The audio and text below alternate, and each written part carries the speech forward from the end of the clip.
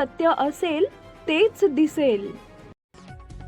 नाशिकचा भोंदूबाबा अशोक खरात याच्या आध्यात्मिक रूपाला भुलून रुपाली चाकणकर यांनी त्याला गुरु मानलं. त्याची पाद्यपूजा करत गुरु माऊली म्हणत भावी जीवनाचा मंत्र त्याच्याकडून घेतला. अगदी त्याला पांडुरंगाचं रूप मानून देवाप्रमाणे त्याला पूजलं. मात्र त्याच्याबाबत काळं सत्य समोर येताच हात वर करून आपण मुरलेल्या राजकारणी आहोत हे त्यांनी सिद्ध केलं. त्याच्या काळ्या धंद्यापायी रुपाली चाकणकर यांना महिला आयोगाच्या अध्यक्षपदाचा त्याग करावा लागला. सर्व महाराष्ट्रभरातून त्यांच्यावर टीकेचे आसूड ओढले गेले. त्यांच्या राजीनाम्याची मागणी विरोधकांसह सत्ताधारी पक्षातील नेत्यांनी केली.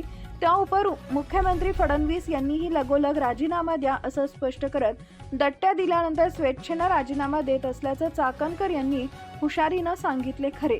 परंतु राष्ट्रवादीच्या अध्यक्षा उपमुख्यमंत्री सुनेत्रा पवार यांनी मात्र रुपाली चाकणकर यांनी कोणत्या कारणामुळे राजीनामा दिला, राजीनामा देताना काय चर्चा झाली हे जनतेला सांगून त्यांना अप्रत्यक्षपणे तोंडावर पाडलं.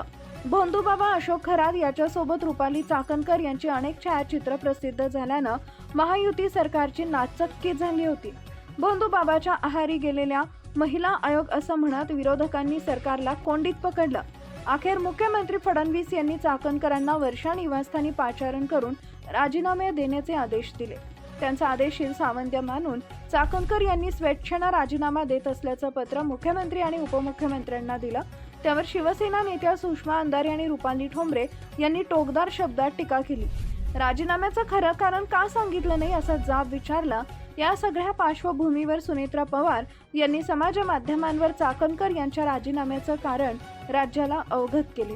महाराष्ट्र राज्य महिला आयोगाच्या अध्यक्षा श्रीमती रुपाली निलेश चाकणकर यांचा राजीनामा मला प्राप्त झालाय.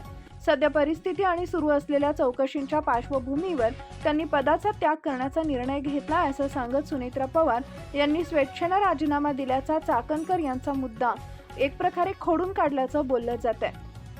तसेच स्वेच्छेनं राजीनामा झाला नसल्याचं अप्रत्यक्षपणे सांगत सुनेत्रा पवार यांनी चाकणकर यांना तोंडावर पाडल्याची चर्चा राजकीय वर्तुळात आहे. अशोक खरात यांच्या अनुषंगानं सुरू असलेली चौकशी निष्पक्ष आणि पारदर्शक होण्याच्या दृष्टिकोनातून मी त्यांचा राजीनामा पुढील कार्यवाहीसाठी माननीय मुख्यमंत्री देवेंद्र फडणवीस यांच्याकडे पाठवत असल्याचं सुनेत्रा पवार यांनी सांगितलंय. मी रुपाली निलेश चाकणकर वरील विषयांवे आपणास विनंतीपूर्वक कळवू इच्छिते की दिनांक 15 ऑक्टोबर 2024 रोजी माझी महाराष्ट्र राज्य महिला आयोगाची अध्यक्ष म्हणून नियुक्ती झाली होती. माझ्या वैयक्तिक कारणानं मी स्वेच्छेनं सदर पदाचा राजीनामा या पत्राद्वारे आपणास सादर करत आहोत. आजवर माझ्यावर विश्वास दाखवून आपण मला सर्वतोपरी सहकार्य केल्याबद्दल मी आपली व सर्व सहकार्यांची शतशः ऋणी आहे. भविष्यातही आपले असेच सहकार्य राहील असा मला विश्वास आहे.